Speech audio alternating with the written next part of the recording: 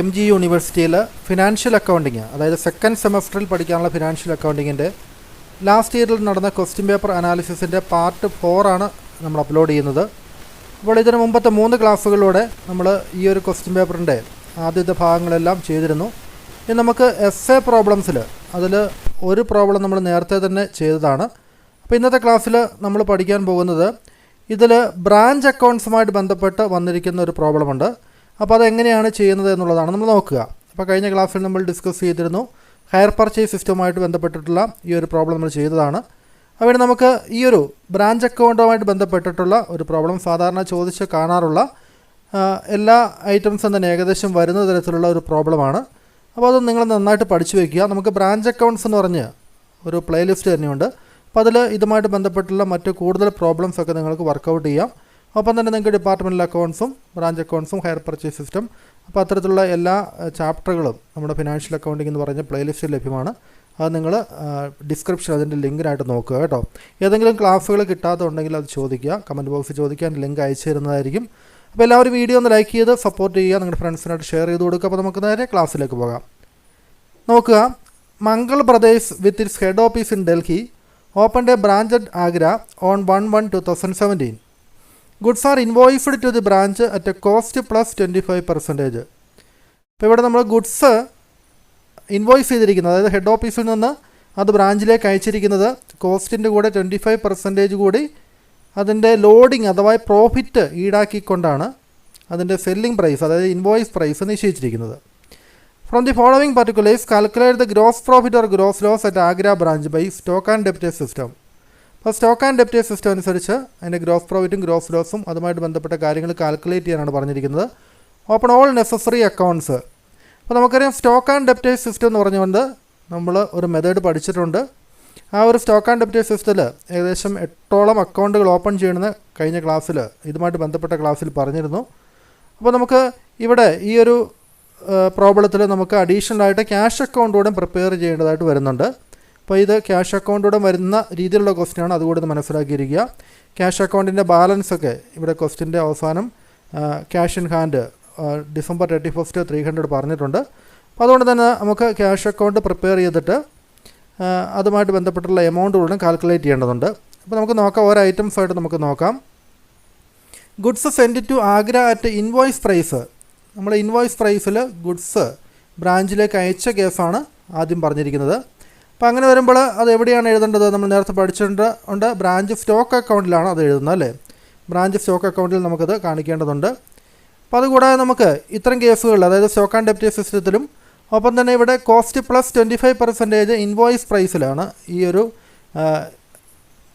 നമ്മുടെ സ്റ്റോക്കൊക്കെ ട്രാൻസ്ഫർ ചെയ്തിരിക്കുന്നതെന്ന് പറഞ്ഞിട്ടുണ്ട്. അപ്പോൾ goods send to Agra at invoice price എന്ന് പറയുമ്പോൾ അപ്പോൾ ഇതിൽ ലോഡിങ്ങോടെ പ്രോഫിറ്റിൻ്റെ എലമെൻറ്റോടെയും ഇൻക്ലൂഡഡാണ്. അപ്പോൾ അത് നമുക്ക് കണ്ടുപിടിച്ചിട്ടത് ബ്രാഞ്ച് അഡ്ജസ്റ്റ്മെൻറ്റ് അക്കൗണ്ടിൽ നമുക്കതിനെ ക്രെഡിറ്റ് ചെയ്യേണ്ടതുണ്ട്. അപ്പോൾ ഇതൊക്കെ ഇതുമായിട്ട് ബന്ധപ്പെട്ട് നമ്മൾ നേരത്തെ തന്നെ കുറേ പ്രോബ്ലംസ് ചെയ്തിട്ടുണ്ട്. അപ്പോൾ നിങ്ങൾ കൂടുതൽ ഡീറ്റെയിൽ ആയുള്ള ക്ലാസ്സിന് വേണ്ടി ആ ഒരു ക്ലാസ് കാണുന്നത് നല്ലതായിരിക്കും.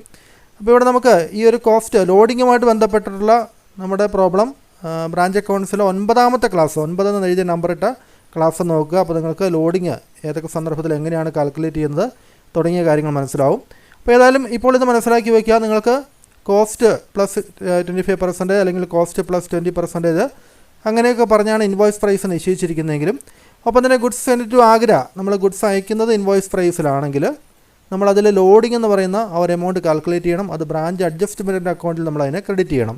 അപ്പോൾ നോക്കുക, ഇവിടെ നമ്മൾ ചെയ്യേണ്ടത് goods send to Agra at invoice price 45,000. ഇവിടെ നമ്മൾ ബ്രാഞ്ച് സ്റ്റോക്ക് അക്കൗണ്ടിൽ ആദ്യം ഇതിനെ ഡെബിറ്റ് ചെയ്യണം. ബ്രാഞ്ച് സ്റ്റോക്ക് അക്കൗണ്ടിൽ നമ്മൾ ഡെബിറ്റ് ചെയ്യുന്നു. ഒപ്പം തന്നെ നമുക്കിതിൻ്റെ ലോഡിങ് എമൗണ്ട് അത് നമ്മൾ ബ്രാഞ്ച് അഡ്ജസ്റ്റ്മെൻറ്റ് അക്കൗണ്ടിൽ നമ്മൾ ക്രെഡിറ്റ് ചെയ്യുകയും ചെയ്യണം. അപ്പോൾ നെറ്റ് ഗുഡ്സിന്മേലാണ് ലോഡിങ് എമൗണ്ട് നമ്മൾ കാൽക്കുലേറ്റ് ചെയ്യേണ്ടത്. നെറ്റ് ഗുഡ്സ് എന്ന് വെച്ച് കഴിഞ്ഞാൽ നമ്മൾ ബ്രാഞ്ച് അക്കൗണ്ടിലേക്ക് ഗുഡ്സ് വന്നിട്ടുണ്ട്, ബ്രാഞ്ചിലേക്ക് ഗുഡ്സ് വന്നിട്ടുണ്ട്, ബ്രാഞ്ചിൽ നിന്ന് ഗുഡ്സ് തിരിച്ചയച്ചായിട്ടും പറഞ്ഞിട്ടുണ്ട്.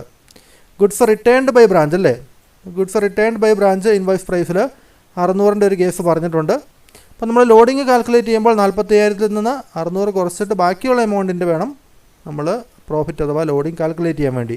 അപ്പോൾ ലോഡിങ് കാൽക്കുലേറ്റ് ചെയ്യാൻ വേണ്ടി ഇവിടെ 25% എന്ന് പറഞ്ഞു കഴിഞ്ഞാൽ 40,000 നിന്ന് 600 കുറച്ചിട്ട് 40,000 × 25/125 5/1 ആ ഒരു ഫ്രാക്ഷണൽ നമ്പർ നമ്മൾ കണ്ടുപിടിക്കണം. ആ 5 വെച്ചുകൊണ്ടാണ് നമ്മൾ ഇൻവോയ്സ് പ്രൈസിന്മേലും ഉള്ള ഗുഡ്സിൻ്റെ എല്ലാം ലോഡിങ് കണ്ടുപിടിക്കുക. ഇപ്പോൾ കോസ്റ്റ് പ്ലസ് 25% എന്ന് പറഞ്ഞാൽ 25/125. കോസ്റ്റ് പ്ലസ് 20% ആണെങ്കിൽ 20/120. അപ്പോൾ ആ രീതിയിൽ നമുക്കതിനെ കണ്ടുപിടിക്കേണ്ടതുണ്ട്. അപ്പോൾ ഇവിടെ നമുക്ക് 25/125 അഥവാ 5 അപ്പോൾ അതിൻ്റെ കാൽക്കുലേഷൻ നമുക്ക് നോക്കാവുന്നതാണ് പിന്നീട്. ഇപ്പോൾ expenses paid by head office നമുക്ക് വേണ്ടി പേയ്മെൻറ്റ് നടത്തി, ബ്രാഞ്ചിന് വേണ്ടി പേയ്മെൻറ്റ് നടത്തി എന്നാണ് പറഞ്ഞിരിക്കുന്നത്. അപ്പോൾ അങ്ങനെ വരുമ്പോൾ നമ്മൾ എഴുതേണ്ടത് എന്താണ്? നമ്മൾ ബ്രാഞ്ച് എക്സ്പെൻസ് അക്കൗണ്ടിൽ അല്ലേ, നമ്മൾ സ്റ്റോക്ക് ആൻഡ് ഡെപ്റ്റേഴ്സ് അക്കൗണ്ടിൽ ബ്രാഞ്ച് എക്സ്പെൻസ് അക്കൗണ്ട് ഓപ്പൺ ചെയ്യുന്നുണ്ട്. ബ്രാഞ്ച് എക്സ്പെൻസ് അക്കൗണ്ടിൽ നമ്മൾ 2 ക്യാഷ് എന്ന് പറഞ്ഞ് ഈ ഒരു 7200 നമ്മൾ ഡെബിറ്റ് ചെയ്യേണ്ടതാണ് അല്ലേ. ക്യാഷ് അക്കൗണ്ടിൽ ബൈ ബ്രാഞ്ച് എക്സ്പെൻസ് എന്ന് പറഞ്ഞുകൊണ്ട് ക്യാഷ് അക്കൗണ്ട് പ്രിപ്പയർ ചെയ്യുമ്പോൾ ബൈ ബ്രാഞ്ച് എക്സ്പെൻസ് എന്ന് പറഞ്ഞുകൊണ്ട് നമ്മളതിനെ ക്രെഡിറ്റ് ചെയ്യുകയും ചെയ്യണം. ഗുഡ്സ് റിട്ടേൺഡ് ബൈ ബ്രാഞ്ച് അത് നമുക്ക് ഇവിടെ ബ്രാഞ്ച് സ്റ്റോക്ക് അക്കൗണ്ടിൽ നമ്മൾ ക്രെഡിറ്റ് ചെയ്യണം അല്ലേ.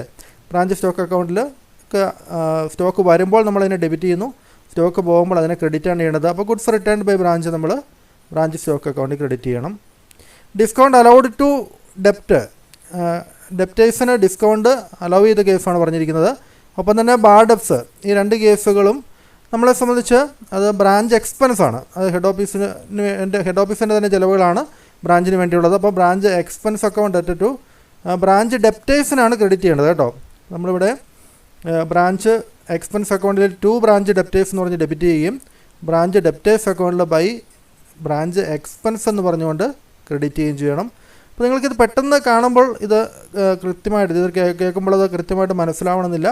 അതുകൊണ്ടാണ് ഞാൻ പറഞ്ഞത് സ്റ്റോക്ക് ആൻഡ് ഡെപ്റ്റേഴ്സ് അക്കൗണ്ട് എന്ന് പറഞ്ഞ ആ ഒരു ക്ലാസ് തുടങ്ങുന്നത്. അതിൻ്റെ ഫസ്റ്റ് ക്ലാസ് മുതൽ ആദ്യത്തെ ക്ലാസ്സിൽ നമ്മളതിൻ്റെ എക്സ്പ്ലനേഷനാണ്, ജേണൽ എൻട്രീസും എങ്ങനെയാണ് വരുന്നത് തുടങ്ങിയ കാര്യങ്ങൾ ഡീറ്റെയിൽഡായിട്ട് പറയുന്നുണ്ട്.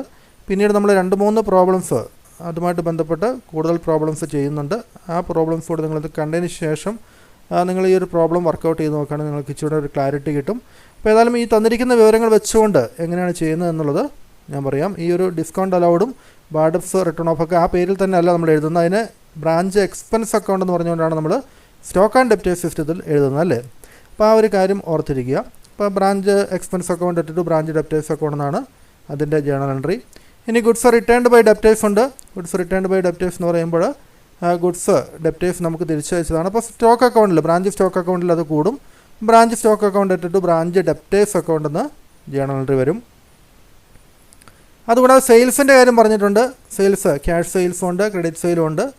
അപ്പോൾ നമുക്ക് ക്യാഷ് സെയിൽസ് ആണെങ്കിൽ നമുക്ക് ബ്രാഞ്ച് ഡെപ്റ്റേഴ്സ് അക്കൗണ്ടിൽ ബൈ ക്യാഷ് എന്ന് പറഞ്ഞ് എഴുതും. ക്രെഡിറ്റ് സെയിൽ ആകുമ്പോൾ ബ്രാഞ്ച് സ്റ്റോക്ക് അക്കൗണ്ടിൽ നമ്മൾ സെയിൽസ് നടത്തുമ്പോൾ സ്റ്റോക്കാണ് കുറയുന്നത് അല്ലേ.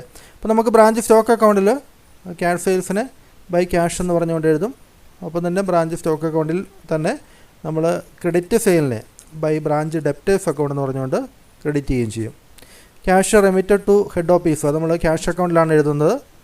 ഹെഡ് ഓഫീസിലേക്ക് ക്യാഷ് കൊടുത്തത് നമ്മൾ ടു ക്യാഷ് എന്ന് പറഞ്ഞുകൊണ്ട് ക്യാഷ് അക്കൗണ്ടിൽ ക്രെഡിറ്റ് ചെയ്യണം, പേയ്മെൻ്റ് ആണ്. ക്യാഷ് ഇൻ ഹാൻഡ് നമ്മൾ ക്യാഷ് അക്കൗണ്ടിൻ്റെ അവസാനത്തെ ഐറ്റമായിട്ട് ക്ലോസിംഗ് ബാലൻസ് ആയിട്ട് എഴുതുകയും ചെയ്യും. അപ്പോൾ നമുക്കൊരു പ്രോബ്ലം ചെയ്തിരിക്കുന്നത് എങ്ങനെയാണെന്നത് നമുക്ക് നോക്കാം. ആദ്യം തന്നെ ബ്രാഞ്ച് സ്റ്റോക്ക് അക്കൗണ്ടിൽ ആദ്യത്തെ item 2 goods send to branch 45,000 അല്ലേ. അതായത് ഇതിലെ ആദ്യത്തെ item 2 goods send to Agra at invoice price 40,000. അപ്പോൾ നമ്മളത് ഇൻവോയ്സ് പ്രൈസിൽ തന്നെ നമ്മൾ ആദ്യം അതിനെ ഡെബിറ്റ് ചെയ്യണം. എവിടെയാണ് എഴുതേണ്ടത്? ബ്രാഞ്ച് സ്റ്റോക്ക് അക്കൗണ്ടിലാണ് നമ്മൾ ഡെബിറ്റ് ചെയ്യേണ്ടത് അല്ലേ. നമ്മൾ ആദ്യം വരയ്ക്കേണ്ടത് ബ്രാഞ്ച് സ്റ്റോക്ക് അക്കൗണ്ടാണ്. ബ്രാഞ്ച് സ്റ്റോക്ക് അക്കൗണ്ടിൽ ആദ്യത്തെ item 2 goods send to branch 40,000 debit ചെയ്യുന്നു. ഇനി അടുത്തത് നമ്മൾ ചെയ്യേണ്ടത് നോക്കുക. ഇവിടെ 2 ബ്രാഞ്ച് ഡെപ്റ്റേഴ്സ് അക്കൗണ്ട് എന്ന് പറഞ്ഞ് വേറെ ഐറ്റം 500 ഡെബിറ്റ് ചെയ്തിട്ടുണ്ടല്ലേ. 2 ബ്രാഞ്ച് ഡെപ്റ്റേഴ്സ് അക്കൗണ്ട്. അപ്പോൾ ഗുഡ്സ് ബ്രാഞ്ചിൽ ഡെപ്റ്റേഴ്സിൽ നിന്ന് തിരികെ വന്നാണ്, സെയിൽസ് റിട്ടേൺ ആണ് ഈ കാണിച്ചിരിക്കുന്നത് 500. അപ്പോൾ ക്വസ്റ്റ്യനിൽ എവിടെയാണത് പറഞ്ഞിരിക്കുന്നത് നോക്കുക. Goods returned by debtors 500. അപ്പോൾ ഇത് സെയിൽസ് റിട്ടേൺ ആണ്, നമ്മൾ വിറ്റ ഗുഡ്സ് തിരിച്ചു വന്നിരിക്കുന്നതാണ്. അപ്പോൾ ഡെപ്റ്റേഴ്സ് ഗുഡ്സ് തിരിച്ചയച്ചിട്ടുണ്ടെങ്കിൽ അത് സ്റ്റോക്കിന് കൂട്ടുന്നതാണ്. അപ്പോൾ ബ്രാഞ്ച് സ്റ്റോക്ക് അക്കൗണ്ട് വരയ്ക്കാനുള്ള ഒരു എളുപ്പമാർഗ്ഗം അന്ന് ക്ലാസ് പഠിപ്പിച്ചപ്പോൾ ഞാൻ പറഞ്ഞിരുന്നു. സ്റ്റോക്കിൻ്റെ എമൗണ്ട് കൂടുന്നതെല്ലാം നമ്മൾ ഡെബിറ്റ് ചെയ്യണം, കുറയുന്നതെല്ലാം ക്രെഡിറ്റ് ചെയ്യണം അല്ലേ. ഇപ്പോൾ ഇവിടെ എഴുതിയിരിക്കുന്ന എല്ലാം സ്റ്റോക്കിൻ്റെ എമൗണ്ട് കുറയുന്നതായിട്ടാണ് കരുതിയിരിക്കുന്നത്. നമ്മൾ ഓപ്പണിംഗ് ബാലൻസായിട്ട് അല്ലെങ്കിൽ ആദ്യത്തെ ഐറ്റം ഗുഡ്സ് കിട്ടിയതായിട്ട് നമ്മൾ എഴുതി, സ്റ്റോക്ക് കൂടി.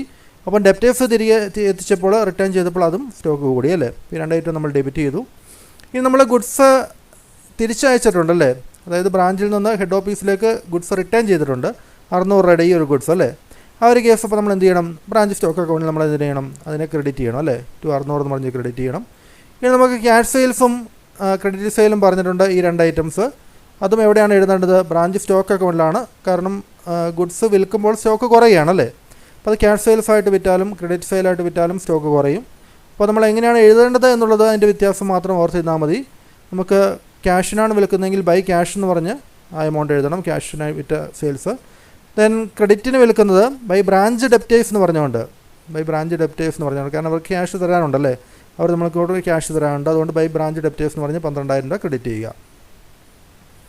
ഓക്കെ, അതിനുശേഷം നമുക്ക് ഇവിടെ ബ്രാഞ്ച് സ്റ്റോക്ക് അക്കൗണ്ടിൻ്റെ ബാലൻസ് തന്നിട്ടുണ്ടെന്ന് നോക്കുക. ബ്രാഞ്ച് സ്റ്റോക്ക് അക്കൗണ്ടിൻ്റെ ക്ലോസിംഗ് ബാലൻസ് തന്നിട്ടുണ്ട്. ഇവിടെ സ്റ്റോക്ക് ഓൺ 31 ഡിസംബർ ആയിട്ട് ഇൻവോയ്സ് പ്രൈസ് 11,800 അല്ലേ.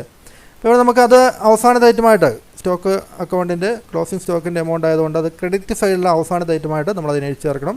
ബൈ ബാലൻസ് CD എന്ന് പറഞ്ഞുകൊണ്ട് എഴുതേണ്ടത് 11,800 അല്ലേ. അപ്പോൾ അത്രയും എഴുതിയതിന് ശേഷം നമ്മുടെ 2 സൈഡും നമ്മൾ നോക്കണം, 2 സൈഡും കൂട്ടി നോക്കിയിട്ട് വ്യത്യാസം കണ്ടുപിടിക്കണം. അപ്പോൾ ബ്രാഞ്ച് സ്റ്റോക്ക് അക്കൗണ്ടിൻ്റെ ക്രെഡിറ്റ് സൈഡിലാണ് കുറവെങ്കിൽ ഇവിടെ നമ്മൾ ചെയ്ത് നോക്കുമ്പോൾ ക്രെഡിറ്റ് സൈഡിൽ ഒരു 100 രൂപയുടെ കുറവുണ്ട്, 20/80. അപ്പോൾ അങ്ങനെ ഒരു കുറവ് വരുമ്പോൾ നമുക്ക് അത് ഷോർട്ടേജാണ്. ഇവിടെയാണ് കുറവെങ്കിൽ, ഡെബിറ്റ് സൈഡിലാണ് കുറവെങ്കിൽ സർപ്ലസ് ആയിരുന്നു. അപ്പോൾ സർപ്ലസ് ആണെങ്കിലും ഷോർട്ടേജ് ആണെങ്കിലും നമ്മളതിൻ്റെ ലോഡിങ് എമൗണ്ടും ഒപ്പം തന്നെ ബാക്കിയുള്ള കോസ്റ്റ് എമൗണ്ടുമായിട്ട് അതിനെ തരംതിരിച്ച് എഴുതേണ്ടതുണ്ട്. ഇപ്പോൾ ഇവിടെ ഷോർട്ടേജ് 100 നമ്മൾ കണ്ടെത്തി. അപ്പോൾ അതിൻ്റെ loading amount branch adjustment account എന്ന് പറഞ്ഞുകൊണ്ട് നമ്മളതിനെ ക്രെഡിറ്റ് ചെയ്യണം. ബ്രാഞ്ച് അഡ്ജസ്റ്റ്മെൻറ്റ് അക്കൗണ്ട് എന്ന് പറഞ്ഞുകൊണ്ട് അതിൻ്റെ ലോഡിങ് എമൗണ്ട് ഇവിടെ കാണിക്കുക. Branch profit and loss account എന്ന് പറഞ്ഞുകൊണ്ട് അതിൻ്റെ കോസ്റ്റ് ഓഫ് ഷോർട്ടേജ് നമ്മളിവിടെ കാണിക്കേണ്ടതാണ്. അതായത് ഇവിടെ 100 ഇൻറ്റു 25/125 അല്ലേ, അല്ലെങ്കിൽ 100 ഇൻറ്റു 5/1 20 വരുന്നത്. അപ്പോൾ അതാണ് ബ്രാഞ്ച് അഡ്ജസ്റ്റ്മെൻറ്റ്. ഇപ്പോൾ ലോഡിങ് ആൻഡ് ഷോർട്ടേജിലെ loading amount branch adjustment account എന്ന് പറഞ്ഞിട്ട് ക്രെഡിറ്റ് ചെയ്യണം. ഇനി ബ്രാഞ്ച് അഡ്ജസ്റ്റ്മെൻറ്റ് അക്കൗണ്ട് വരയ്ക്കുമ്പോൾ നമ്മളിവിടെ എഴുതും കേട്ടോ. ബ്രാഞ്ച് അഡ്ജസ്റ്റ്മെൻറ്റ് അക്കൗണ്ടുമ്പോൾ ടു ബ്രാഞ്ച് സ്റ്റോക്ക് അക്കൗണ്ട് എന്ന് പറഞ്ഞുകൊണ്ട് നമ്മൾ 20 രൂപ കാണിക്കുന്നതാണ്. ഇപ്പോൾ ബ്രാഞ്ച് അഡ്ജസ്റ്റ്മെൻറ്റ് അക്കൗണ്ടിലും അതിൻ്റെ ക്രോസ് ആയിട്ട് അല്ലെങ്കിൽ ഓപ്പോസിറ്റ് ആയിട്ടുള്ള എൻട്രി വരും. Then by branch profit and loss account, ഈ ഷോർട്ടേജിലെ കോസ്റ്റ് എമൗണ്ട് ബാക്കിയുള്ള 100-ൽ നിന്ന് 20 പോയിട്ട് ബാക്കിയുള്ള 80 രൂപ നമ്മൾ ബ്രാഞ്ച് പ്രോഫിറ്റ് ആൻഡ് ലോസ് അക്കൗണ്ടിലേക്കാണ് ട്രാൻസ്ഫർ ചെയ്യേണ്ടത്. അപ്പോൾ അത്രയും എഴുതി കഴിഞ്ഞാൽ ബ്രാഞ്ച് സ്റ്റോക്ക് അക്കൗണ്ട് പൂർത്തിയാവും. ഇനി നമുക്ക് ഇതുമായിട്ട് ബന്ധപ്പെട്ട് നമുക്ക് ഗുഡ്സ് സെൻഡ് ടു ബ്രാഞ്ച് അക്കൗണ്ടാണ് അടുത്തതായിട്ട് തയ്യാറാക്കേണ്ട അക്കൗണ്ട്. അപ്പോൾ നമ്മളിവിടെ to goods send to branch account എഴുതിയിട്ടുണ്ട്, by goods send to branch അക്കൗണ്ടൊക്കെ എഴുതിയിട്ടുണ്ടല്ലേ. അപ്പോൾ അതിൻ്റെ ഓപ്പോസിറ്റ് പോസ്റ്റിങ് ഇവിടെയും വരും. ഇവിടെ നമ്മൾ by goods send to branch account 600 എന്നാണ് എഴുതിയിരിക്കുന്നത് അല്ലേ. അപ്പോൾ നമുക്ക് ഗുഡ്സ് സെൻഡ് ടു ബ്രാഞ്ച് അക്കൗണ്ടിൽ ടു ബ്രാഞ്ച് സ്റ്റോക്ക് അക്കൗണ്ട് എന്ന് പറഞ്ഞ് ആ ഒരു 600 വരും. ഇവിടെ എഴുതി 600 ടു ബ്രാഞ്ച് സ്റ്റോക്ക് അക്കൗണ്ട് എന്ന് പറഞ്ഞ് ഇവിടെ വരും. ഇവിടെ ഗുഡ്സ് സെൻഡ് ടു ബ്രാഞ്ച് എന്ന് പറഞ്ഞ് ഡെബിറ്റ് ചെയ്തിട്ടുണ്ട്, അത് നമ്മൾ ക്രെഡിറ്റ് സൈഡിലേക്ക് വരും അല്ലേ. ബൈ ബ്രാഞ്ച് സ്റ്റോക്ക് എന്ന് പറഞ്ഞ് 45,000 വരും. ഇനി നമുക്ക് ബ്രാഞ്ച് അഡ്ജസ്റ്റ്മെൻറ്റ് അക്കൗണ്ട് 8,880 വന്നിട്ടുണ്ട്. അപ്പോൾ ഈ 8,880 വന്നിരിക്കുന്ന ബ്രാഞ്ച് അഡ്ജസ്റ്റ്മെൻറ്റ് അക്കൗണ്ടിൽ നിന്നാണ് ഇങ്ങോട്ട് എത്തിയിരിക്കുന്നത്. അപ്പോൾ അതെങ്ങനെയാണ് വന്നിരിക്കുന്നത്, അത് നമുക്ക് ഞാൻ പറഞ്ഞ ഈ ക്വസ്റ്റ്യൻ്റെ ആദ്യം തന്നെ നോക്കുക. Goods send to Agra at invoice price 40,000 എന്ന് പറഞ്ഞിട്ടുണ്ട്. അപ്പോൾ ഇത് ഇൻവോയ്സ് പ്രൈസിലാണ് അയച്ചിരിക്കുന്നത്. കോസ്റ്റ് പ്ലസ് 25%-ലാണ് ഈ ഒരു ഗുഡ്സ് ഇൻവോയ്സ് ചെയ്തിരിക്കുന്നത്. അപ്പോൾ അതുകൊണ്ട് തന്നെ ഇതിൻ്റെ ലോഡിങ് എമൗണ്ട് കണ്ടുപിടിച്ച് നമ്മൾ ബ്രാഞ്ച് അഡ്ജസ്റ്റ്മെൻറ്റ് അക്കൗണ്ടിൽ ക്രെഡിറ്റ് ചെയ്യേണ്ടതുണ്ട്. ബ്രാഞ്ച് അഡ്ജസ്റ്റ്മെൻറ്റ് അക്കൗണ്ടിൽ ക്രെഡിറ്റ് ചെയ്യണം. അപ്പോൾ 40,000-ൽ നിന്ന് നമുക്ക് ഗുഡ്സ് തിരിച്ചയച്ച ഗുഡ്സ് 600 കുറച്ചിട്ട് നെറ്റ് ഗുഡ്സ് മേലാണ് ലോഡിങ് എമൗണ്ട് കണ്ടുപിടിക്കുക. അപ്പോൾ അതിൻ്റെ ഒരു കാൽക്കുലേഷൻ നമുക്ക് ബ്രാഞ്ച് അഡ്ജസ്റ്റ്മെൻറ്റ് അക്കൗണ്ട് ചെയ്തിരിക്കുന്നത് നോക്കുക. ബ്രാഞ്ച് അഡ്ജസ്റ്റ്മെൻറ്റ് അക്കൗണ്ട് വരയ്ക്കുമ്പോൾ by goods send to branch account എന്ന് പറഞ്ഞുകൊണ്ട് നമുക്ക് 8,880 ആ ഒരു ലോഡിങ് എമൗണ്ട് എഴുതണം. അത് 40,600 കുറച്ചത് 44,400 കിട്ടും. 44,400-ൻ്റെ 25/125 അല്ലേ, അല്ലെങ്കിൽ 44,400 ഇവിടെ 44,400 ആക്കുക. 44,400 ആക്കിയിട്ടുണ്ട്. 44,400 ഇൻറ്റു 25/125 8,880 രൂപ. അങ്ങനെയാണ് അത് നമ്മൾ ബ്രാഞ്ച് അഡ്ജസ്റ്റ്മെൻറ്റ് അക്കൗണ്ടിലാണ് എഴുതേണ്ടത്. അപ്പോൾ നമ്മൾ കൃത്യമായിട്ട് ആദ്യം തന്നെ മനസ്സിലാക്കിയിരിക്കണം, ഇത്തരത്തിലുള്ള കേസുകളിൽ നമുക്ക് goods send to branch account അതിന്മേലുള്ള ലോഡിങ് എമൗണ്ട് കണ്ടുപിടിച്ച് ക്രെഡിറ്റ് ചെയ്യേണ്ടത് ബ്രാഞ്ച് അഡ്ജസ്റ്റ്മെൻറ്റ് അക്കൗണ്ടിലാണ്. ഏത് പേരിലാണ്? By goods send to branch account എന്ന പേരിലാണല്ലേ 8,880. അപ്പോൾ നമ്മൾ goods send to branch account തൊട്ട് മുമ്പ് തയ്യാറാക്കിയില്ല. അപ്പോൾ നമ്മളിവിടെ ടു ബ്രാഞ്ച് അഡ്ജസ്റ്റ്മെൻറ്റ് അക്കൗണ്ട് എന്ന് പറഞ്ഞ് ഈ എമൗണ്ട് എഴുതുകയും വേണം. അതാണ് നമ്മളിവിടെ കണ്ടത്. To goods send to branch അക്കൗണ്ടിൽ ടു ബ്രാഞ്ച് അഡ്ജസ്റ്റ്മെൻറ്റ് അക്കൗണ്ട് എന്ന് പറഞ്ഞ് 8,880 കണ്ടോ. അതിനുശേഷം നമുക്ക് ഇവിടെ പർച്ചേസസ് ബാക്കിയുള്ള എമൗണ്ട് ഇത് നമ്മളുടെ വ്യത്യാസം എന്ന് പറയുന്നത് 35,520 രൂപയുണ്ട്. അത് നമ്മൾ പർച്ചേസസ് ആയിട്ടാണ് നമ്മളിവിടെ കാണിക്കേണ്ടത്. ഇനി നമുക്ക് ബ്രാഞ്ച് ഡെപ്റ്റേഴ്സ് അക്കൗണ്ട് വരയ്ക്കണം.